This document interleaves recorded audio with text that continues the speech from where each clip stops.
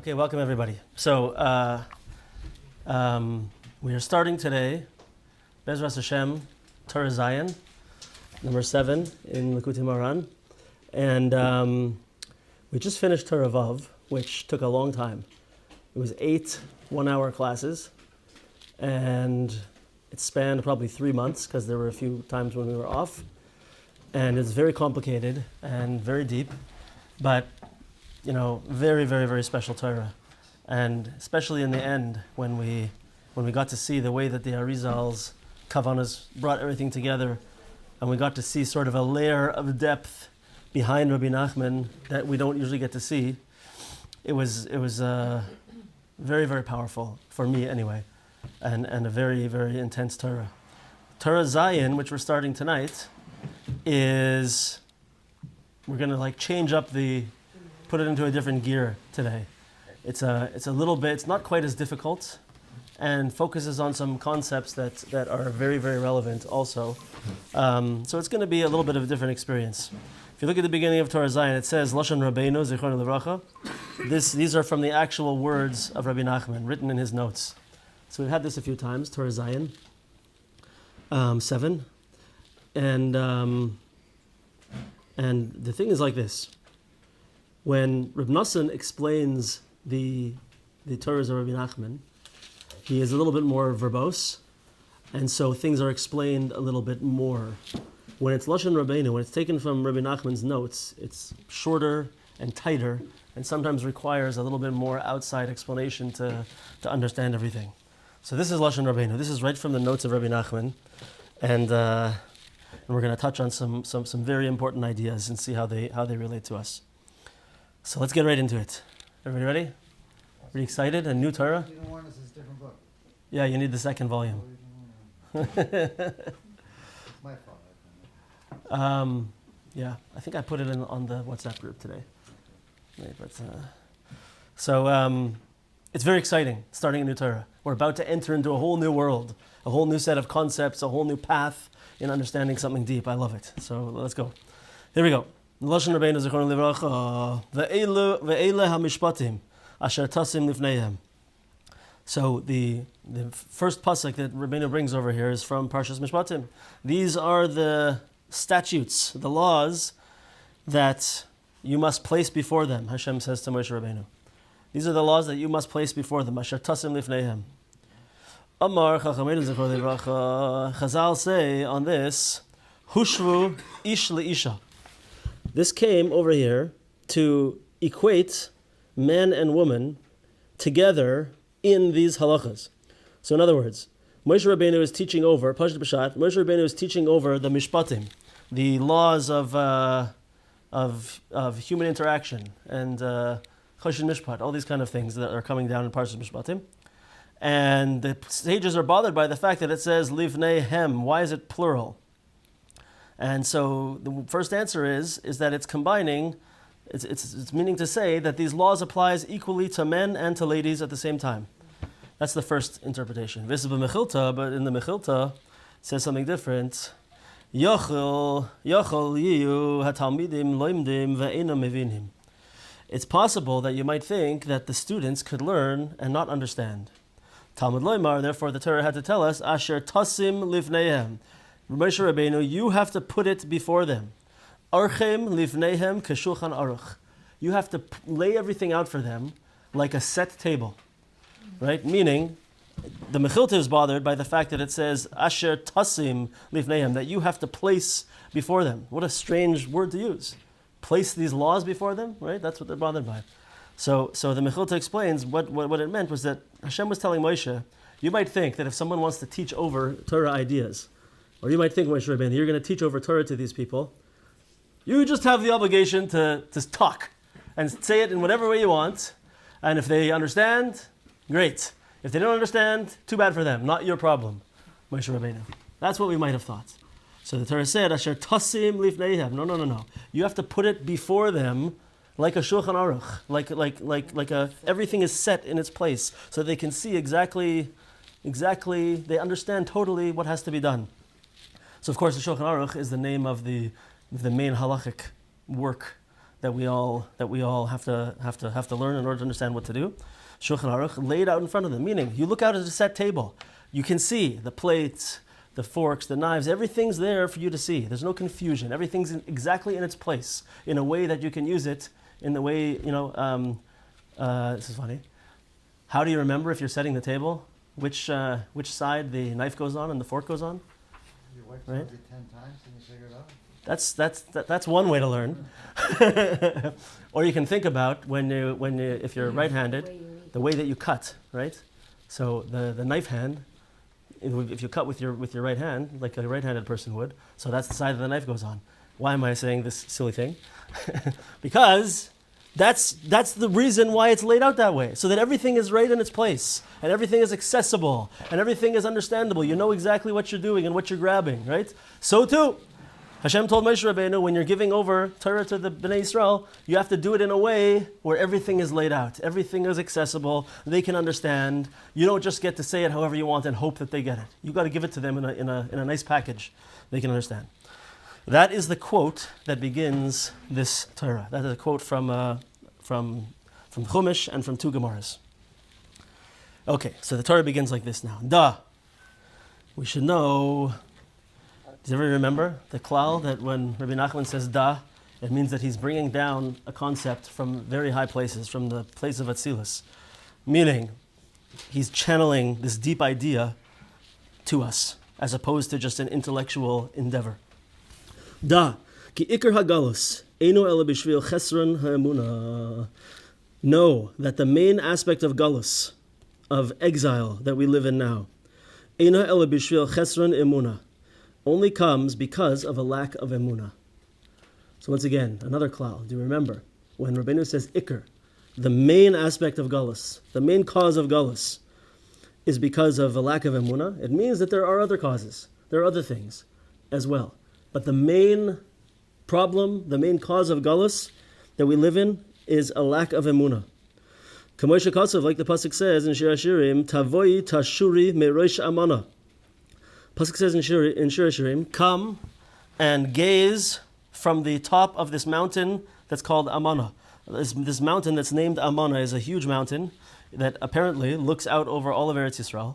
And it's brought over there in the Medrash on Shir Hashirim, I think, or maybe it's in the Gemara, that when the Jews, Rashi brings it over there, that when the Jews come back to Eretz Yisroel, when Mashiach comes, redemption's happening, and we're coming back into Eretz Yisroel, we're going to stand on top of this mountain and look over the whole entire Eretz Yisroel and sing songs, right? It's going to be a beautiful scene. This is the place of redemption.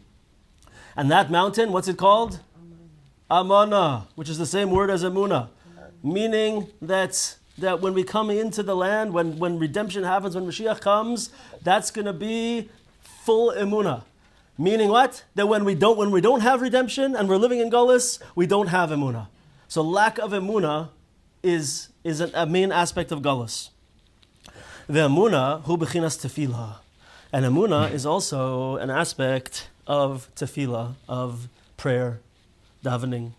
Kamosh Kasav, like the pasuk says in Shmos, Vayehi yadav Emunah, and his hands were Emunah.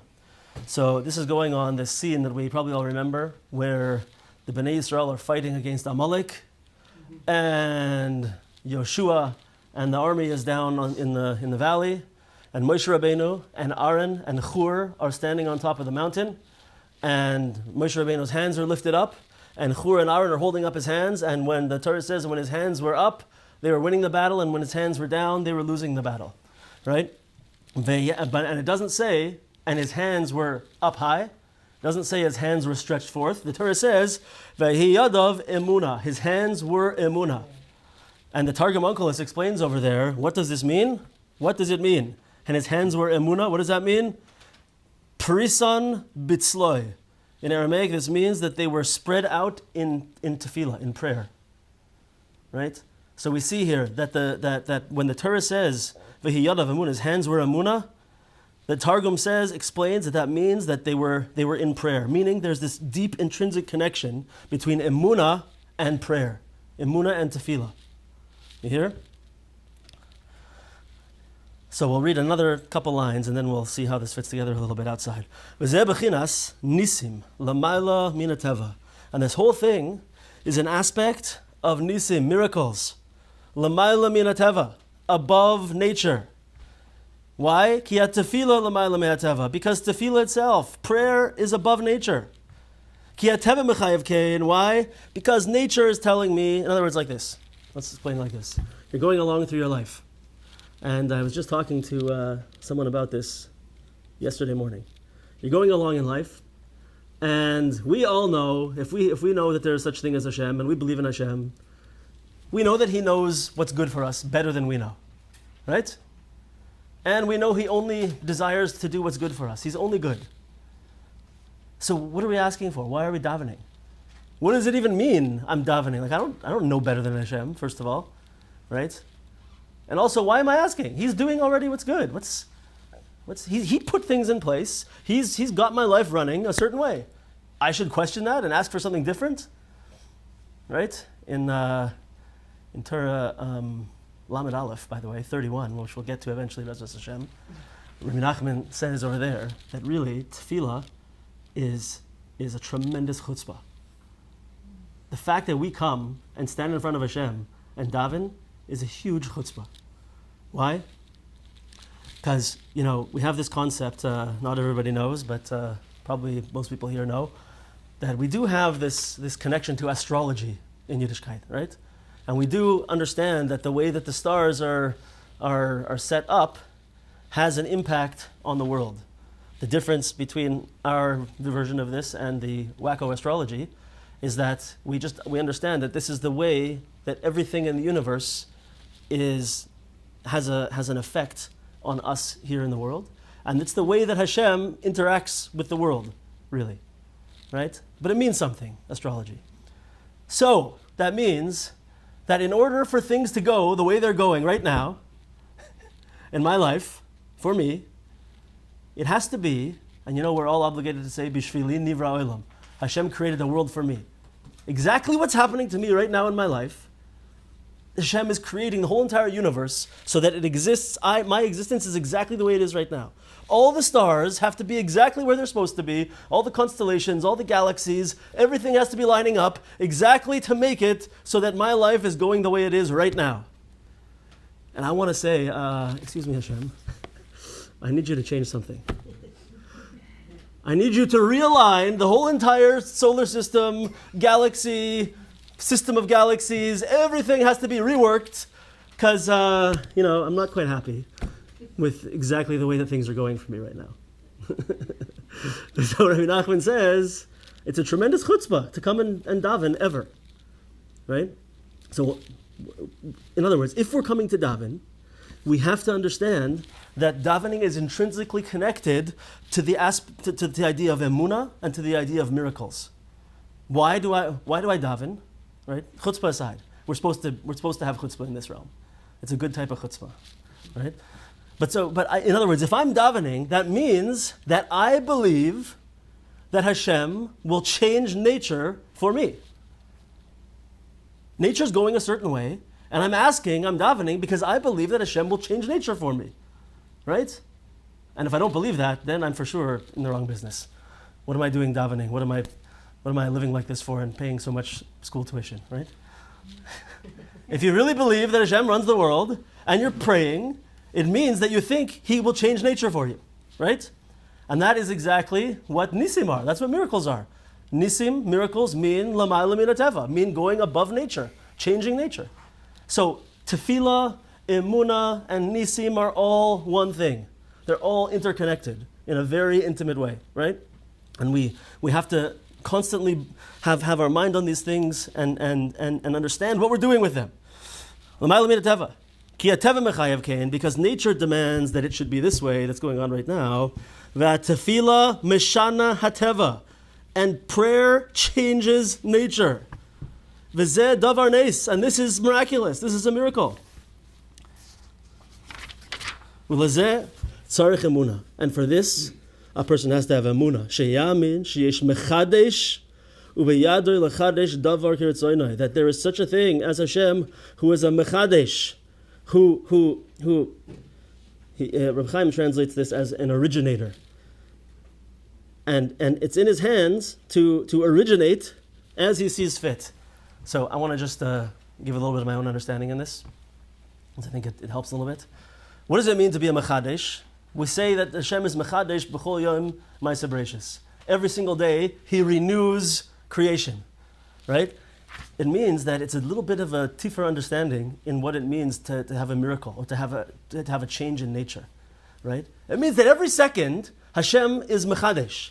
Hashem is newifying, recreating, readjusting all of existence, right? So for Hashem, 1 minute it's like this. For the next minute to make a change, it's just a new creation. Just like He made a creation the second before, He's going to make a new creation the next minute. It's not harder for Hashem to make a miracle, right? Like Hashem, we had this thing where by the Yam Suf, everybody knows this, that we came into the Yam Suf and the seas parted, right? Really, they were all flowing over here. And then we had the miracle of Kriyas Yam Suf, of the parting of the Red Sea, and so it parted like this. Is it harder for Hashem to make the waters go like this than it is to have them over here? Right? It's not harder for Hashem. It's just 1 minute the creation was like this, and the next minute the creation was like this. He could be mechadesh. He could put a new thing into creation at every moment. So when I'm davening to Hashem with my emunah, and I'm praying, and I believe in miracles, I know that the next second He can change everything for me. Right? We say this saying, Yeshua Hashem keheref ayin. The salvation of Hashem is in the blink of an eye. Because in 1 second, everything could be different. Everything could be different in 1 second.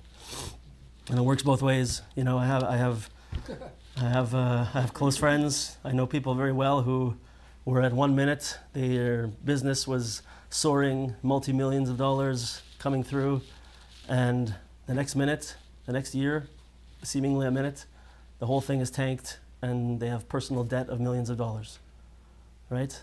From being way on the top to way on the bottom, just like that. So too, it's not a joke. We can go from being way on the bottom to being right on top in the blink of an eye. So we don't believe in miracles against nature?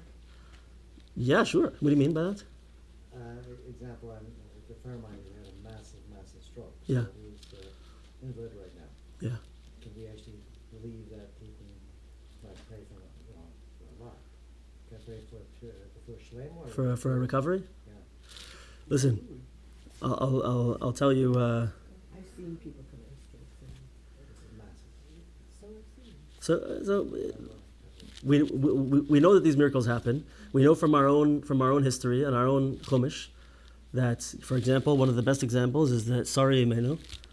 You know, not just that they needed some extra ovulation drugs because they were having problems with fertility. She did not have a uterus, right? And the years of Tefila were Mashana Teva, changed nature, absolutely miraculous.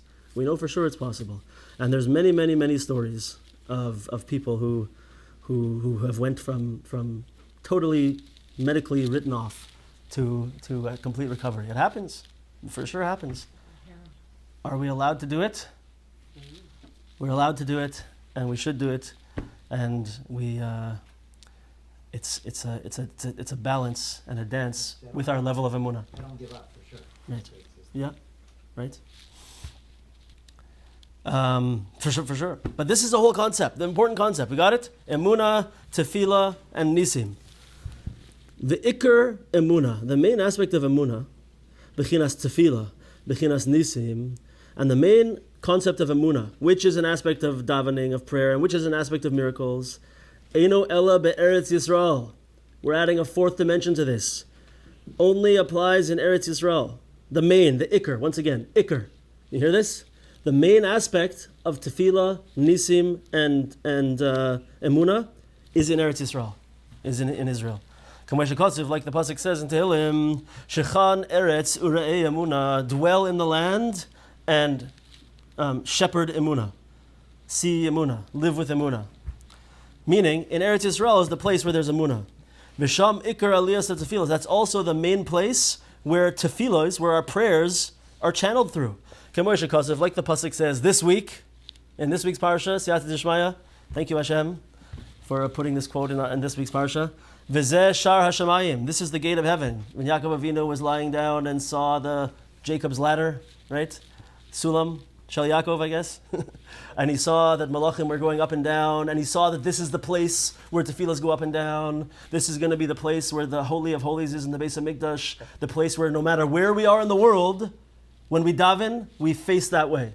If we don't know which way we're facing and we don't know where we are, we have to think and point our hearts towards that place, because that's the place where the pipeline is, where the tefillas go up, the prayers go up and down.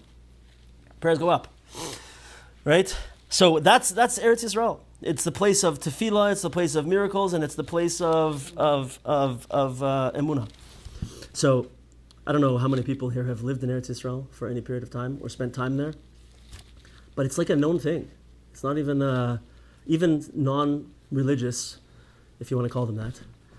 And I don't like to call them that because so often non-religious Israelis are like super religious in the way that they live, right? But even non-religious Israelis will have a different level of emunah, and they'll see miracles and they'll talk about it.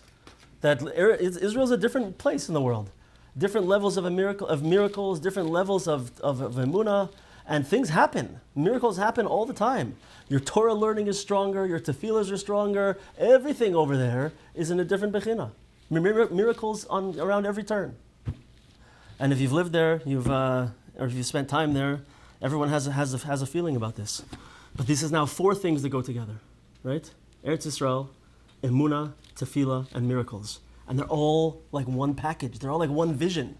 They're one existence, right? Rabbi Yonah is going to Eretz Yisroel soon, and he's going to feel it over there, right? He's going to be in this realm. It's a total different existence. But for us, even though we're not in Eretz Yisroel, our hearts can be there, and we can still, he said, ikr.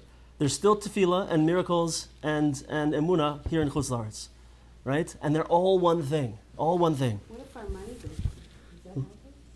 What? If our money goes there, Sure. Yeah, absolutely. Absolutely. Yeah. Oh, that's going to be one of the steps. It's going to be one of the steps, connecting to the tzaddik. Okay, let's go weiter. Ubishvil zeh. And because of this, Kishapagam Avram b'ma'ida. When Avram Avinu made this mistake, he messed up a little bit. And he said, b'ma'ida, how am I going to know? Right? So Hashem said to Avram Avinu that you're going to have the land of Eretz Yisroel. It's going to be all yours. And Avram Avinu said in an apparent, way above us, way above our levels, in an apparent moment of weakness, he said, Hashem, how am I going to know that it's going to happen? And for that, he was punished.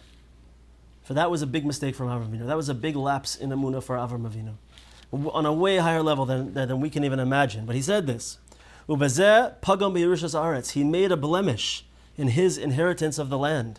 He messed up a little bit, receiving the land of Eretz Yisroel. Shibechines emunah, which is, what's Eretz Yisroel? It's all about emunah.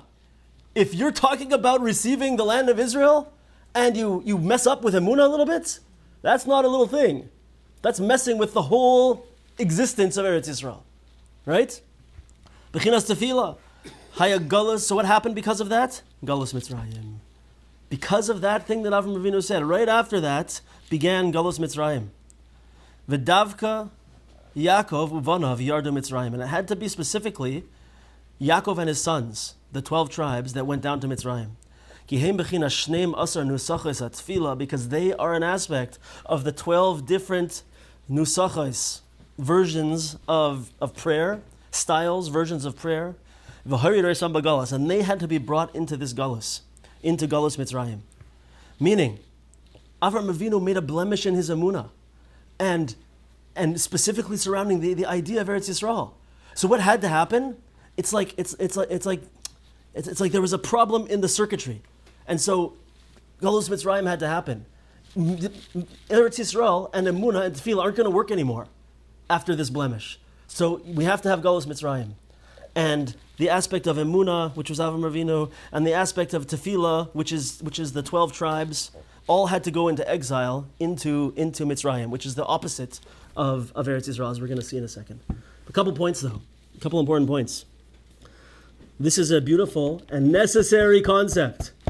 The 12 tribes of Israel, the Shnei Asar Shvatim, are corresponding to Shnei Asar Nuschais Tefila, to 12 different nusachais, I don't know how to say this in English, versions, styles of Tefila, right? I don't know if everybody knows this, but it's a tremendous vort in judging people favorably, and in achdus, right? Togetherness, unity, is to know that it's not supposed to be that one group is 100% right in really every aspect, but certainly when it comes to tefillah, right? It's not supposed to be that, the Sfardim, the way that they do it is really the right way. The Yemenites, the way that they do it is really the right way. The Chabad way, that's really the right way. The Yeshivish way, that's really the right way. And everybody thinks my way of doing it is the right way. And you guys, nebuch that you daven the way you do. That's what everybody thinks. But chas v'shalom, to think such a thing. There were literally 12 different nuschais of tefillah. Each one of the tribes, because of the way they were different people. They came from a different root, and therefore they had to pray in a different way. So they had a different nusach. Just like they all had different jobs, and they all had different koiches, they had different powers and different talents. They were different people. They had to pray in a slightly different way. And not only was it okay, right? But it was amazing. And it was the best way to do it. That's the way it has to be. There was also 12 paths in the Yam Suf. They each had their own path through the splitting of the sea. No, we're to the same place. It went to the same place, yeah. And going to the same place, for sure. How many gates were there to the base of Mikdash? Anyone want to guess? 4. 12. No, 13. There was 12 plus 1 called the Shar HaKoilo, the all-inclusive gate for those who didn't know what their path was. There are 4 main gates to the base of Mikdash. But there's 13 in total, right? Meaning what? It's just something that we always have to, it's like one of my main things. Certainly of our shul over here, it's one of our main avodas, is that we have to respect that there's different people and different paths and people connect in a different way, daven in a different way, right? Learn in a different way. And it's not just okay. It's supposed to be like that, you hear? As soon as we start to try and shut down people and say, no, it has to be this way. You all have to do it my way, right? You're ruining everything. You're putting, it's like you're putting, those little children's toys where you have a little plastic thing and there's shapes. There's like a triangle shape and a circle shape, and you take the shape and you stick it in the thing, right? You know what I'm talking about?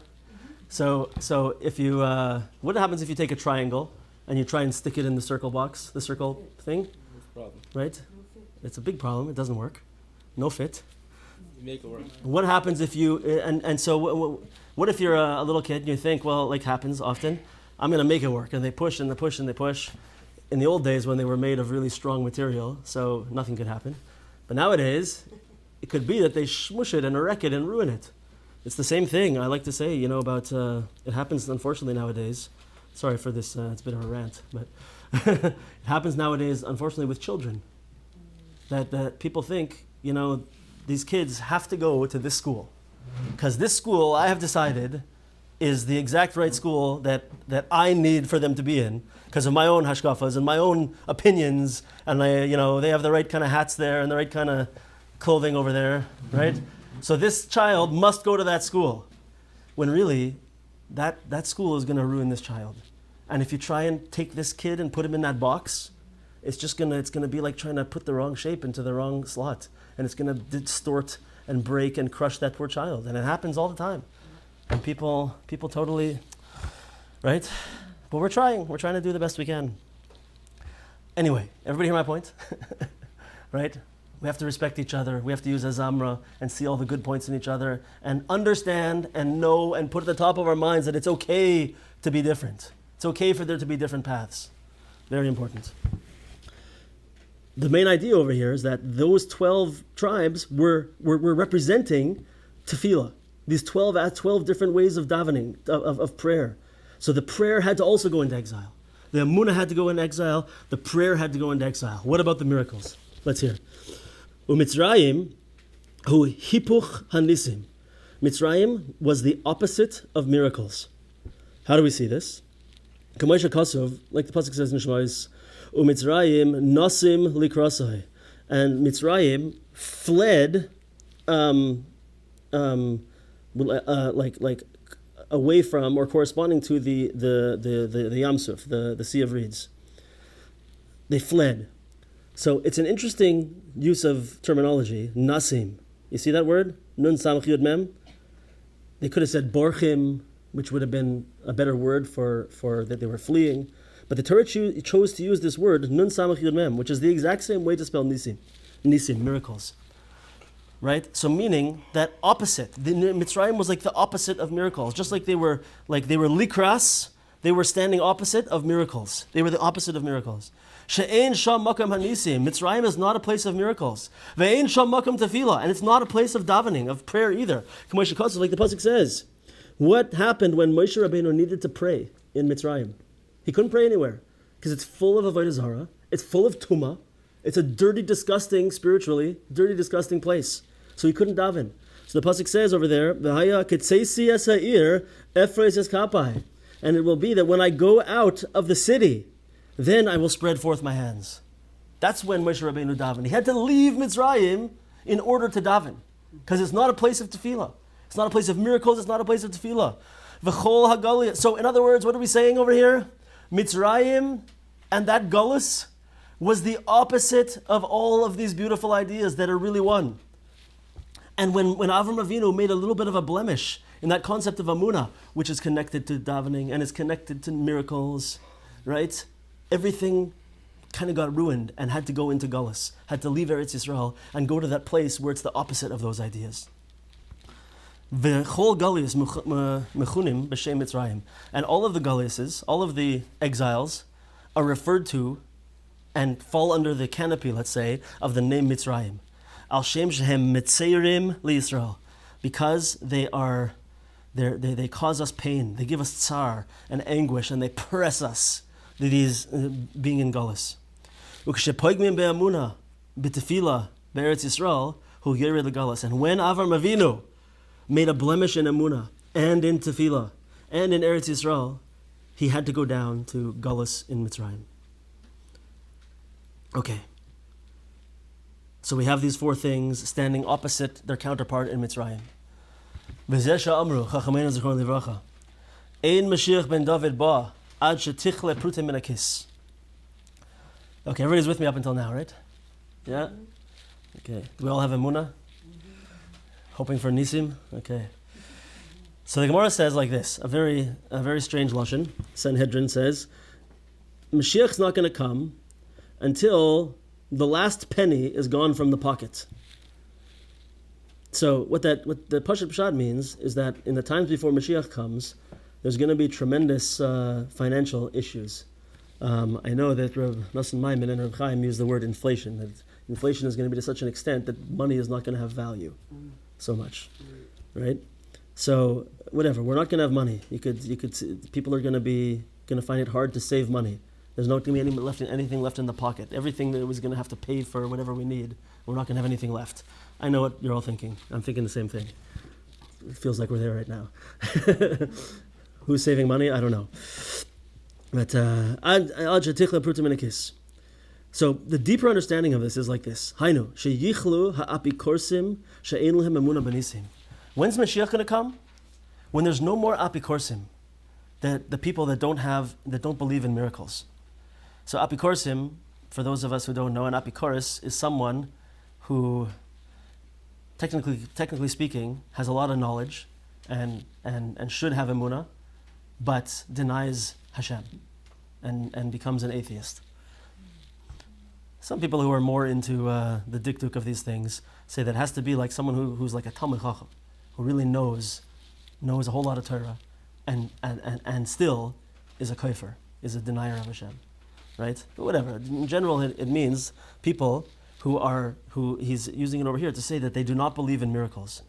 And listen to this: umechasim kol hanisim b'derech hateva, and they cover up all of the miracles by ascribing them to nature, right?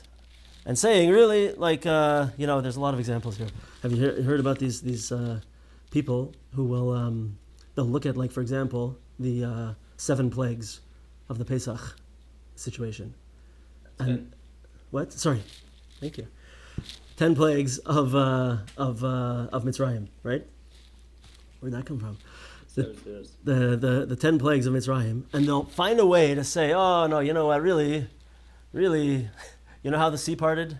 Because really it happened to be this exact time where once in 85 billion years, everything's aligned exactly right, and this wind came, and it was the exact right wind, and there was an earthquake, which caused a wave, and it happened to be at that exact time when everything aligned exactly right, that's when the Bnei Yisrael were there and they were able to walk across, right? And they'll say, no, it's no miracle. What are you talking about? There's nothing min hashamayim. It's there's a scientific explanation for it. It's just nature, right? And this can happen on many levels. There's many people do this, and it's there's really a proliferation, I think, of atheism in the world currently, and of really moving away from this aspect and from the concept of miracles and Nissim. And think about when Rabbi Nachman was writing this, right? Writes in the era of the beginnings of Haskalah, of the Enlightenment movement and moving away from religion, right? This was a big issue. Because forever, people believed in Hashem and people believed in miracles. And people started trying to explain away miraculous existence and take away Hashem from us, take away Emunah from us, take away miracles from us, right? So this is a way that people exist. And these people are totally opposite to the way that a Yid lives. Covering over miracles with nature. What does a Yid do? What do we say every day in our Shemona Esrei? Right? In Moedim? We say, we give thanks to Hashem. Moedim and up here. And right. Erev V'Chol Tzarayim. Morning, day and night. All of the different miracles. All of these little miracles, the big miracles, everything. We understand that the fact that I'm breathing, the fact that everything is going the way it's supposed to go for me today is a miracle. You know, we don't understand. You know, people think sometimes I'm driving down the street and I'm in a real hurry and someone pulls in front of me and then another person walks out and it causes me to get stopped at a light and this is going to make me late for my meeting, and we're upset and we're angry, right? Hopefully not. Hopefully this is only a example, right? When really it could be very well that it's saving me. That really if I would have gone through there, I would have been in the wrong place at the wrong time, and I would have been in an accident, chas v'shalom, and something would have happened. Something bad would have happened.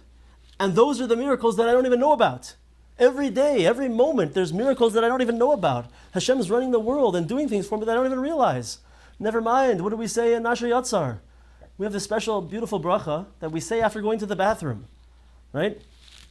Who else in the world, anyone else in the world, any other group, has a blessing they say after going to the bathroom?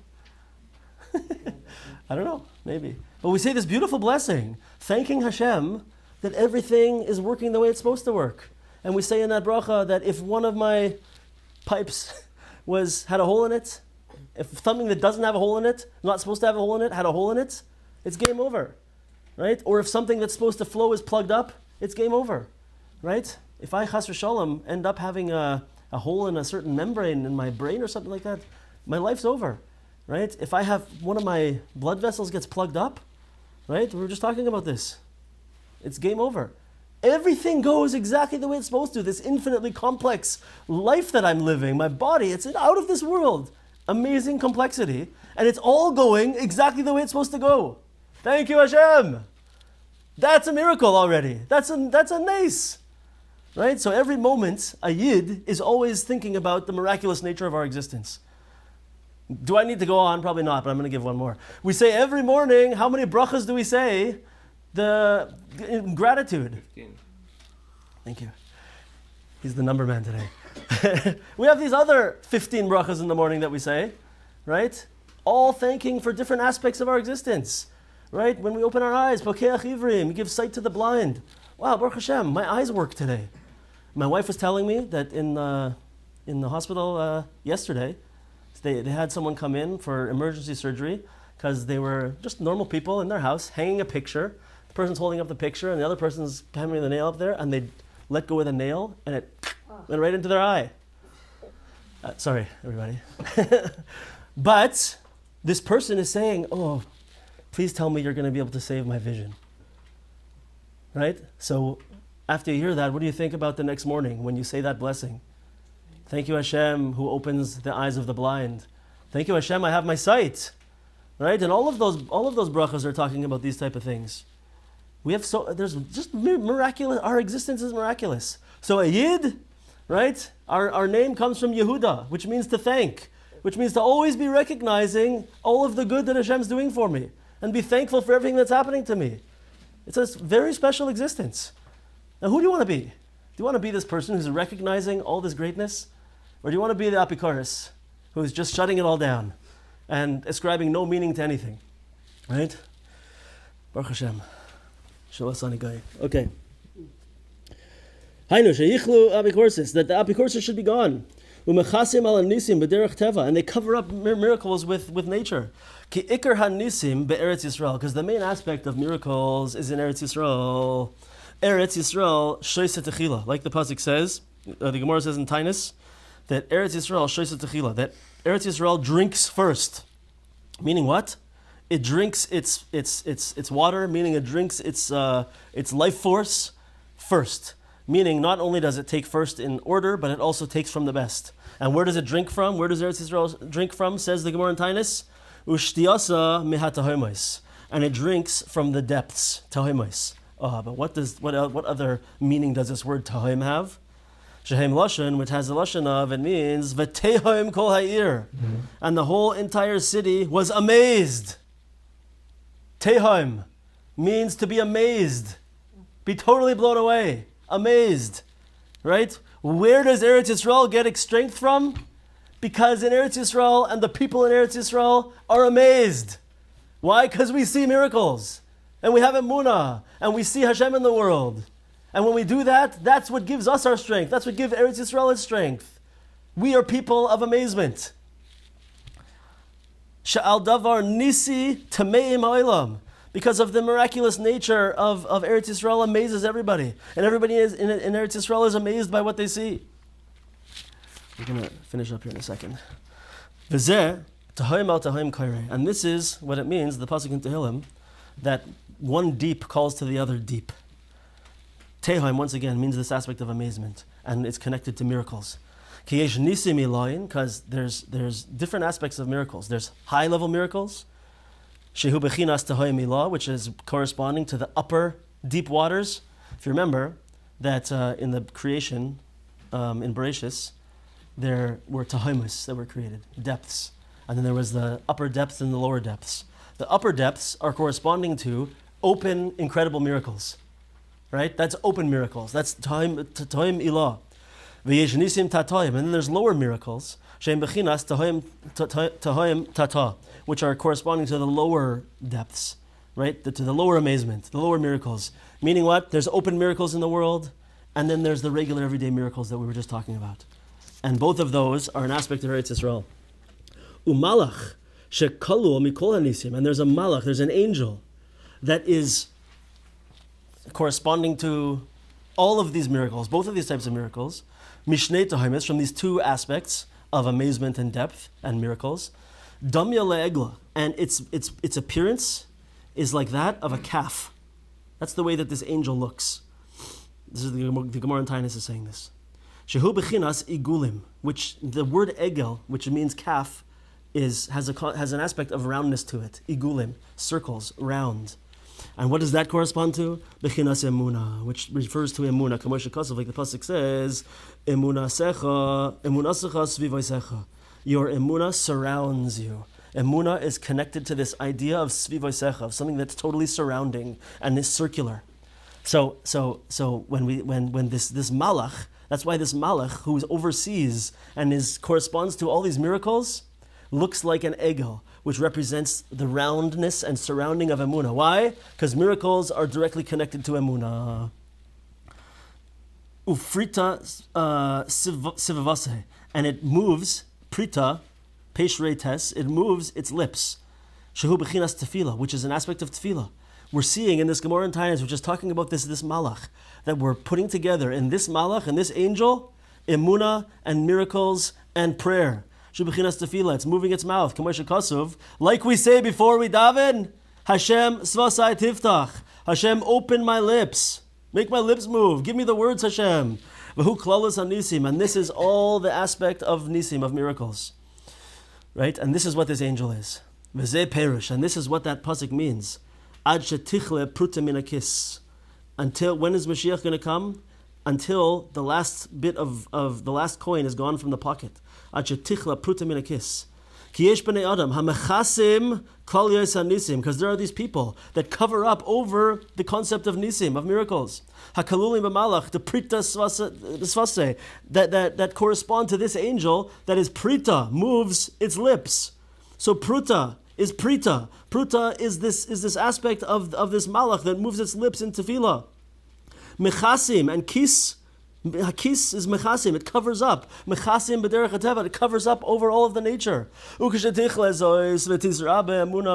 And when this madness stops, and this covering up of miracles, and tying everything to just the natural world alone is ended and stops, then emunah is going to grow in the world. There's going to be a tremendous lift of emunah. Az yava Mashiach, then Mashiach is going to come.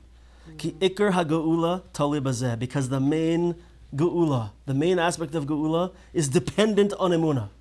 Kamoisha Kosev, like the pasuk says, Tavoi tashuri meroish amana.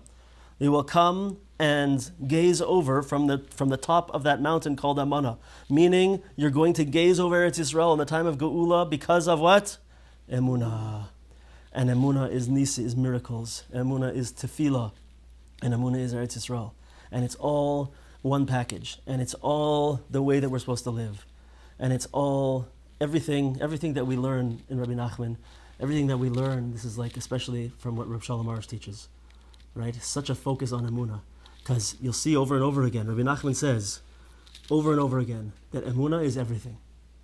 Kol mitzvah secha Emunah. All mitzvahs, all life is driven by Emunah. Right? Emunah secha sviva secha. Your Emunah totally surrounds you and encompasses you. Emunah is everything.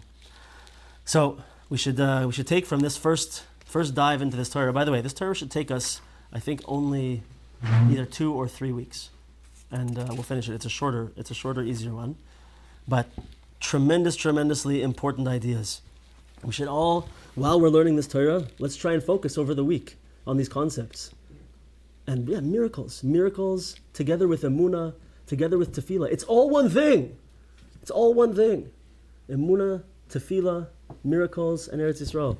Let's try and think about that when we're davening. Next time we're davening and we're asking Hashem for things, let's think about it for a second. Why am I asking? Because I have Emunah. And I know that Hashem can change nature. I know He's going to make miracles for me. So I'm going to ask. That's why I'm asking. Right? It's all one thing. Any questions?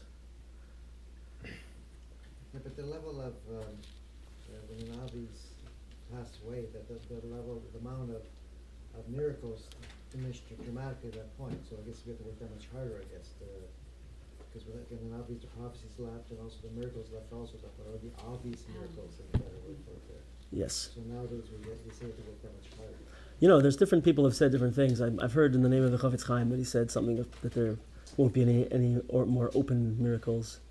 I don't know. I'll just tell you that I think if you have the right glasses on, and I don't mean that in like a way that you're covering things up, that there's miracles all over the place. I keep telling stories that keep happening, and like they're ridiculous the way things happen. Over and over again it happens here in this shul. It happens like I think I've told you guys a few where someone will come to me on one day and say, "Oh, here, I wanted to donate this amount of money," and then either in an hour or the next day another person will come and be like and needs this exact amount of money, and it just happens like over and over again. Remember the mezuzah story? I told you the mezuzah story? No, there was this lady who she was in a difficult situation and she needed mezuzahs in her house.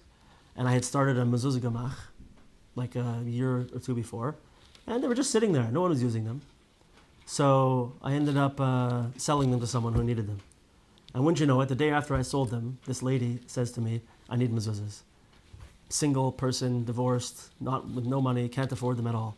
So I'm thinking to myself, I'm going to have to raise money to buy mezuzahs for this lady, right? So the next morning, I go to drive my daughter to something she had to go to. I'm coming back to my house. This lady needed 6 mezuzahs for her apartment, and I had 1 left. That's all I had left.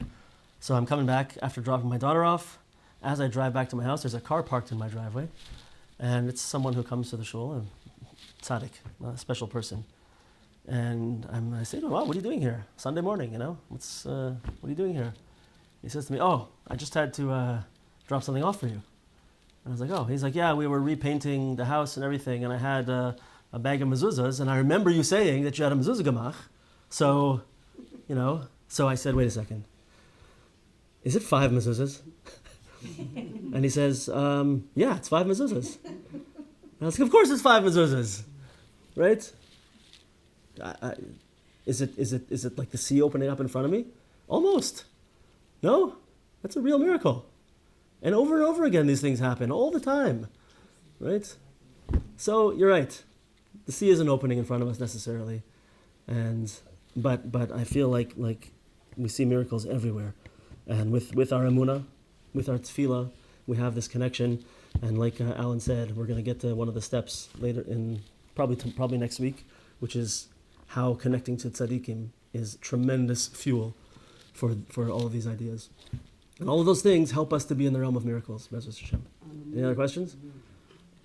Okay, thank you. Yeah. It's okay, go ahead. They won't know it's you, don't worry. I'll talk in an accent. Okay.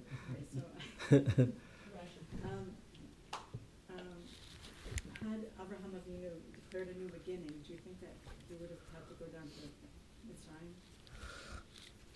Such a Breslover.